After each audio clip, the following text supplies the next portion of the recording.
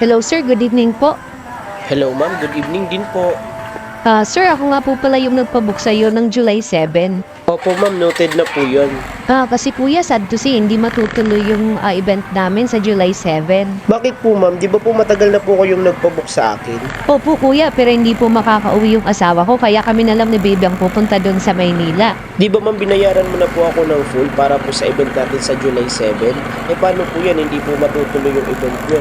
Okay na po yun kuya, niremind lang kita. At wag mo na pong isipin yung binayad ko sa'yo, hindi po ako magre-refund. Kasi syempre, nakaabala na din ako. Sayang nga po, hindi kita makikita mag-perform. Pero anyway po, maraming salamat pa rin po. Opo ma'am, salamat din po.